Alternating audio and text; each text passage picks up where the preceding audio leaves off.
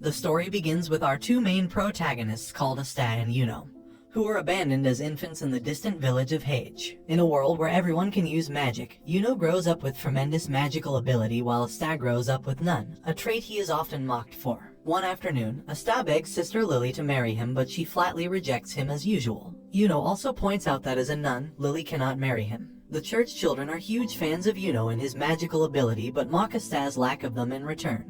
Yuno similarly dismisses Asta when he acts out of hand, and Lily remarks that the two were once inseparable, but an incident caused Yuno to become rather cold and distant. After being humiliated at having no magic, Asta trains his heart out in a nearby forest, confident in his physical abilities, and he swears to be the next Wizard King. The following day, Yuno alongside some other kids go to their town's grimoire tower, where once a year individuals their age receive their own grimoires, which gives Asta hope that he too could one day use magic. Everyone receives their grimoires one by one, but everyone's attention turns to Yuno when he receives the fabled four-leaf clover grimoire, known to be used by the first Wizard King, famous for its luck-giving properties. However, Asta is devastated when a grimoire is not assigned to him and is once again mocked by everyone around him. Undeterred, he continues to train hard, swearing that he will catch up to Yuno in no time. Meanwhile, Yuno comes face to face with two nobles who were also present at the ceremony. Jealous that they were upstage, they attack him, but their blasts are effortlessly repelled by his wind magic. Suddenly, a man who introduces himself as Rivchai the Chain Magician attacks all of them, restricting them with his namesake chains. He steals Yuno's grimoire, as four-leaf clover grimoires fetch obscenely high prices in the black market. Asta appears to Yuno's rescue, but despite his physical training, he is unable to keep up with Rivchai's chains. So in turn he is captured, and Rivchai openly mocks and insults Asta once more, and when he reveals that he senses absolutely no magic in him, Asta is majorly disheartened.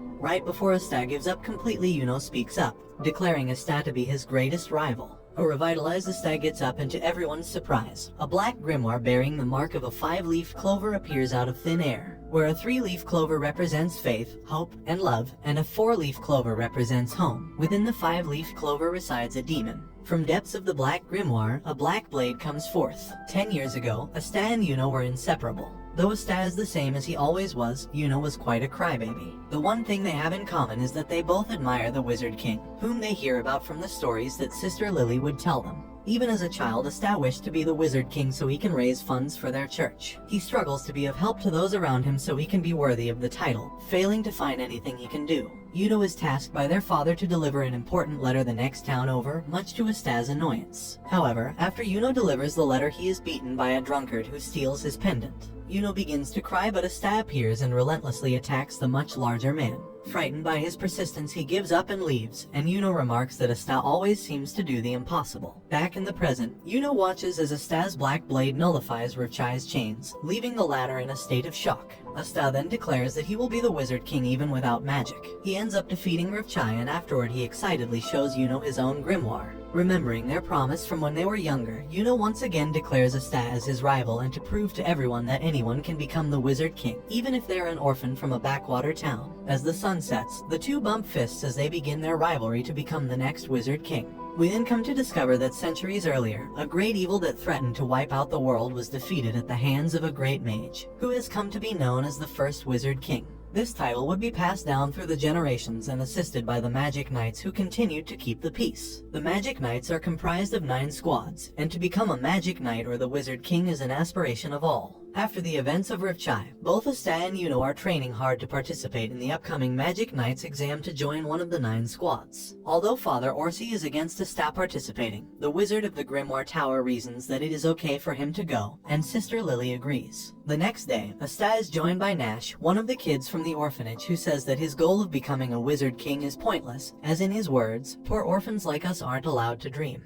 Unfazed by his pessimistic attitude, Asta tells him that anything can be done if you don't give up, which he seems to prove after reducing a giant boulder to rubble with nothing but his sword. The night before they are set to leave, the orphanage has a huge potato-themed feast to send them off. Father Orsi jokes that he'll soon see Asta again regardless, which infuriates him. The two leave early the next day, and Nash says that he'll join the Magic Knights one day too. Sister Lily is overcome with emotion at seeing two beloved members of her family leave. The two begin their long and arduous journey towards the Clover Kingdom's capital using their magic to survive, and racing along the way. And after several days they arrive, ready to take the Magic Knight's exam and to take their first steps to become the Wizard King. Asta and Yuno enter the castle town of Kika and make their way to the Magic Knight's examination site. Yuno attracts attention for being a wielder of the four-leaf clover, while Asta attracts attention for being loud, much to Yuno's exasperation. Once there, the examinees are swarmed by anti-birds, which flock to those with weak magical energy. While Yuno has nary a feather on him, Asta is hilariously bogged down by an entire flock to everyone's amusement. He runs headfirst into Yami, the captain of the Black Bull's Night Squad, a squad famous for its reputation of collateral damage, and is regarded as the worst among all the squads. Yami threatens to kill him after Asta calls him old, which amuses Sek, another examinee who introduces himself to Asta. Soon, fireworks signal the start of the ceremony proper and the various captains of the Magic Knight squads enter the arena, and Sek explains them one by one to Asta. Captain of the Golden Dawn, called William, has been touted as the strongest among all the captains, and is the man closest to becoming the Wizard King. Yami also arrives fashionably late. William begins the exam by giving all the examinees a wooden broomstick, but because Asta has no magical ability, he is unable to get it to fly. Similarly, several of the exams require magic control, which Asta fails one by one. However, the final exam is announced to be a combat round and Sek volunteers to fight him, thinking Asta is easy pickings. Asta wishes him a good match, but Sek shows his true colors by calling Asta a dirty peasant, enraging him. Sek encases himself in a magical barrier meant to protect against outside attacks, while simultaneously firing off barrages of magic bolts, which he brags is a great offensive and defensive spell. The fight begins and Asta defeats Sek in a single rush, cutting through his barrier with his black blade, startling everyone who had expected Asta to lose. As Asta stands over the unconscious Sek, he declares that he isn't here to play around but to become the next Wizard King. The interests of the various captains are piqued, especially Yami, who senses that Asta has no magical ability at all and his feat was purely due to his physical prowess. The fights progress smoothly until Yuno is challenged by Salim, a noble who sees him as an inferior peasant.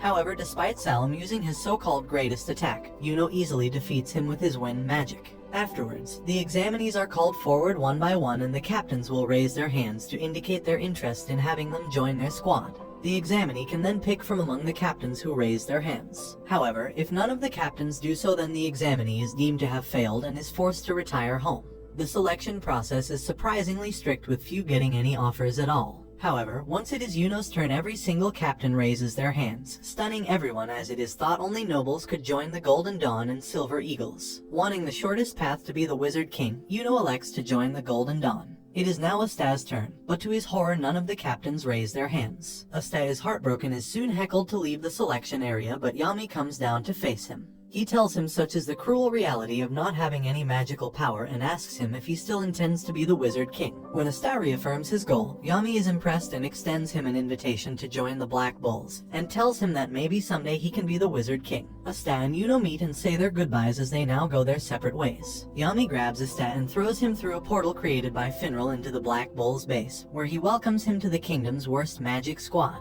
Asta watches in awe at a chaotic scene unfolding before him at the Black Bull's base. Yami tells the squad to stop destroying the base, but he smashes a wall, demolishing it in the process. Yami introduces them to Asta and the members are surprised he hails from Hage Village. He and his Finral introduce him to the members one by one. With the introductions concluded, Magna, who is skeptical over Asta's ability, gives him a trial to see if he is worthy of a Black Bull's robe. Fortunately, all the trials are a test of Asta's physical abilities, which he easily clears. However, for the final trial, he challenges Asta to either absorb or deflect his fire magic head-on, and only then will he recognize him as a Black Bull. Asta then brings out his black blade, piquing the interest of the other Black Bulls. Magna fires off a giant ball of flame, which Asta is narrowly able to deflect back at him. Asta is afraid he killed his own teammate, but he is relieved when he sees Magna come out unscathed, having nullified his own magic at the last second. He runs over to Asta, greatly impressed at how he sent his own magic back at him. But he is even more impressed when he learns Asta has no magic whatsoever, calling him a true man. The other Black Bulls join in congratulating him, and as promised they give Asta his Black Bull's cloak, which he proudly accepts. His membership now official, he's warmly welcomed into the Black Bulls. While the group celebrates, a girl that's also a new recruit to the Black Bulls looks on, thinking of Asta as nothing more than an insect. Asta is shown to his room, and although it is shabby and run down, he is happy to have a room to his own for the first time in his life. Magna then reminds him to write a letter back to his family in Hage. Likewise, Yuno is shown to his far more lavish room in the Golden Dawn, where his instructor Klaus disrespects him because Yuno is not a noble. Back in Hage, Orsi, Lily, and the rest of the orphanage receive news of Asta and Yuno's acceptance into the Magic Knights, and they are thrilled. Orsi goes to spread the news throughout the village while Lily silently wishes the two good luck. The next day, while Magna gives Asta a grand tour of the Black Bull's base, they run into Noel, Asta's fellow recruit, and a member of the royal family. Sensing no magic in Asta, she dismisses him, calling him an insect. To show them the difference in their power, she fires off an orb of water towards him, but it inexplicably curves and hits Magna instead. An irate Noel abandons her Black Bull's cloak, calling it the worst squad in the kingdom, before leaving. Asta later encounters Noel in the forest practicing her water magic. He then sees the issue with Noel. Although blessed with great latent magical power, her spells somehow do not hit their mark. This is a trait for which she is scorned by her family, including her brother, the captain of the Silver Eagles. When Noel sees Asta, she is embarrassed and tries to blow him away with magic, but it goes out of control and she ends up trapped in a vortex of water. Since Asta is the only one able to safely extract her, Yami throws Asta towards it, nullifying it with his black blade. Fearing she will be mocked once more, Noel is instead surprised when Asta praises her magical abilities, saying that if she practiced she'd be invincible. The rest of the Black Bulls reassure her that her failure to control her magic is no big deal. All of them have flaws, and one or two flaws does not make you any less of a person. Noel accepts Asta's hand in camaraderie, learning that this squad will accept her for who she truly is. Asta wakes up early to perform daily chores around the base, but realizes this is no different from when he was at the orphanage. Over breakfast, he asks the other members what it means to be a magic knight, and they each give their own personal selfish answers, which worries Noel as she wonders if she truly is a fit in the Black Bulls. Yami arrives at the cafeteria and calls Magna to go with him on a very important mission. Asta asks if he can go, but Magna says they're not allowed to bring kids along with them. It turns out that their important mission is a game of poker with the mayor of Saucy Village, Seihai. After losing everything to his royal flush, they return home. They inform Asta and Noel of their first mission. As punishment for losing against the mayor, they are tasked with dealing with a pack of wild boars roaming Saucy Village. Asta points out that they should have nothing to do with this, as it was Yami who lost, but he threatens to kill them if they don't go. Noel is worried she might not be of much help due to her lack of magical control, but Magna reassures her that he'll be there to clean up if things go awry. With Finral unable to create a portal to places he's never been before, and Asta and Noel's inability to ride magic brooms, Magna is forced to bring them to Saucy on his customized broom, the Crimson Cyclone. They experience a turbulent ride, but meanwhile, several mysterious individuals have also arrived at Saucy to search for a magic stone. Among them is a man with a scar across his face, talented in ice magic. After dealing with several bulls at the outskirts of Saucy, Magna tells the two of them of how, in his youth, he was a troublemaking delinquent, but he was set straight by the mayor, Seihai. It was he who encouraged him to become a magic knight, despite his peasant background.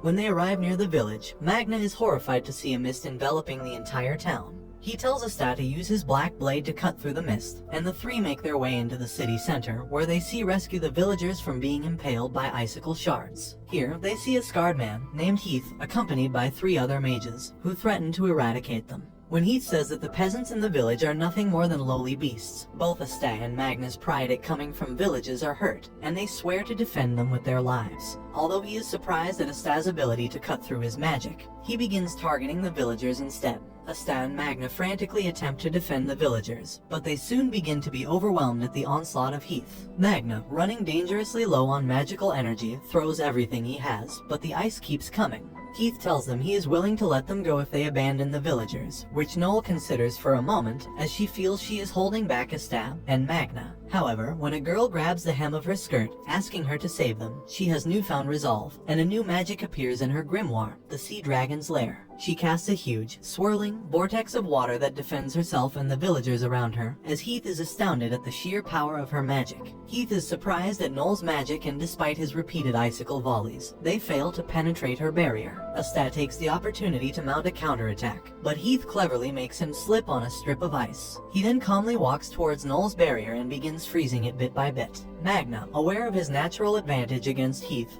grits his teeth as he knows Heath's magical capacity far eclipses his. However, Asta returns and tries once again to take down Heath, but to no fruition. Magna, inspired by Asta's relentless attacks, emerges from the barrier once more. He fires off his final attack, the prison death scattershot, a massive valley of flame bolts, but Heath successfully repels it. Just when all hope seems lost, Asta appears behind Heath and uses his black blade to reflect the scattered flames back towards Heath and his cronies. Heath finds that the flames don't go out on their own, and he desperately tries to extinguish it with his ice, but Asta delivers the finishing blow, knocking out Heath. Magna restrains the remaining members, but one of them manages to escape. Asta collapses from his injuries, but Noel looks on, remarking that even though he's loud and annoying, he is a little cool. They later try to interrogate Heath, but realizing he has been captured, he kills himself and his cronies. This shocks the three bulls, especially Asta, who is disgusted at their blatant disregard for life. They then bury Seihai, while a tearful orphan declares he will be a magic knight one day too, despite being a commoner. Magna and Asta encourage him to follow his dreams, and an anti-bird suddenly swoops down and pecks at Asta. They notice that in its beak, it is holding a magic stone, presumably the target of Heath. The orphan boy says that it was Seihai's old charm and offers it to them as a reward. Meanwhile, a cloaked man learns of Heath's demise and concedes ownership of the magic stone for now. He touches a large gravestone, remarking that the resurrection of their lord is close at hand. On the collar of his robe rests the symbol of the Golden Dawn. The three return to the Black Bull's base, and despite the death of Seihai, Yami commends them for defending the villagers. For their efforts, the Wizard King has awarded them a gold star, bringing the Black Bull's grand total to -30 stars, compared to the Golden Dawn's 70. He hands them their paycheck of 200,000 coins, an amount Asta has scarcely seen in his entire life. He plans to send a portion back to Hage, but Vanessa invites him and Noel out shopping the next day. They head out on Vanessa's magic broom to Kiko, the same venue as the Magic Knights exam weeks prior. They see Finral, Gauche, and Charmy all spending their salaries in their own way. After Vanessa purchases some medicinal herbs, she brings Asta and Noel into a hidden alley where the black market is located. Noel is initially hesitant to partake in possibly illegal dealings, but she is convinced to participate when Vanessa says that certain artifacts could help her control her powers. Meanwhile, Sek is also in the alley, losing in a game of cards against an old lady. He trudges back to complete his mission, but he remains bitter about being in the praying mantises. He sees Noel and Vanessa, and enamored by their beauty, tries to hit on them, but he is rebuffed. Asta returns from buying novelties, and he reunites with Sek, who is jealous that Asta gets to spend time with two beautiful women. Suddenly, an old lady cries out for help as her card winnings were stolen. In response, Asta jumps into action. Asta chases the thief throughout the alleyways, while Sek follows closely behind him. Riding atop a magic cloud, the thief is shocked by Asta's persistence and is puzzled at how he can keep up despite him riding on a cloud. Knowing the cloud is made of magic, Asta throws his sword at it to disable it.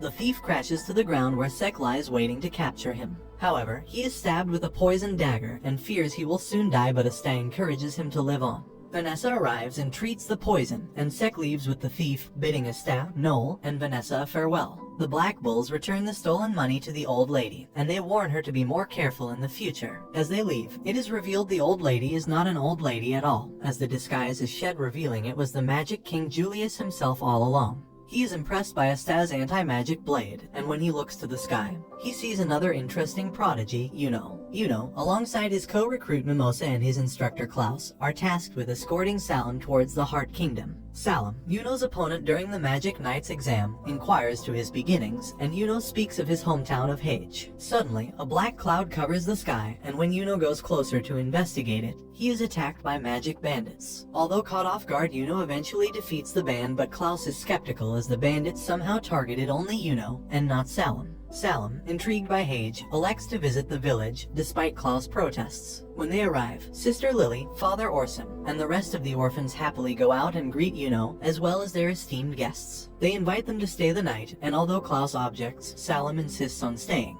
Klaus is annoyed that he, a noble, must be subjected to being in such a run-down village. They enter the church as Lily prepares a potato-themed dinner. As everyone dines on Hage's best potato dishes, Yuno learns from Lily that both he and Asta have been sending back money. To his annoyance, Asta has been sending back more than him, so he promises Lily to send his entire paycheck next month. When Salim asks for more water, Lily goes out to fetch some from a nearby well. Before she leaves, Salim drapes her in his cloak, saying that it is chilly outside. However, Yuno hears a struggle and races outside and finds that Lily has been taken away, presumably by the bandits. Klaus orders him and Mimosa to leave with him and Salem at once. Despite Klaus' orders, Yuno goes by himself to look for Lily, defeating the bandits one by one until he finds her underneath the skull of the giant demon. The bandit leader orders Yuno to surrender his grimoire, threatening to burn off Lily's face if he refuses. Yuno feigns a retreat, only for Klaus to reveal himself, attacking the bandit squarely in the head with a magic spear. Klaus explains that using Mimosa's magic, Truth Flower, they were able to ascertain Salem's true intentions. He specifically asked for Yuno to escort him, so that he could lure him and have his revenge. Klaus says he will overlook Yuno's insolence for now, since Salem was the one responsible for the incident. Although he praises him, he says he has yet to acknowledge him. Mimosa laughs, knowing that Klaus simply isn't being honest with himself. They elect to release Salem and his men, but when Salem attempts another attack on Yuno, Lily uses her water magic to wash him away, leading Klaus to remark he'd like to recruit Lily into the Magic Knights as well. Meanwhile, the last missing bandit was taken care of by Julius, who had followed Yuno all the way there. He is finally found by his advisor Marx, who demands that he return to do his work immediately. When Yuno, Mimosa, and Klaus return to the Golden Dawn base, they learn they have also received a star from the Emperor. When they question how such a simple mission would have warranted a star, William explains that when Salem was captured, he ended up confessing to several corruption charges against his father. When Julius learns of the appearance of a dungeon, he decides to leave its exploration to certain individuals. Meanwhile, at the Black Bull's base, the group tries to decide on a name for the anti-bird that constantly follows Asta around, and they settle on Luck's suggestion, Nero. Yami arrives, and informs them that the Wizard King himself has asked for Asta to explore a nearby dungeon. Asta is elated that the Wizard King asked for him personally, and he is pumped up to explore the dungeon. Yami has Noel accompany Asta and Luck to serve as their squad leader. They travel via Finral's portal, and they make a short trip towards the dungeon.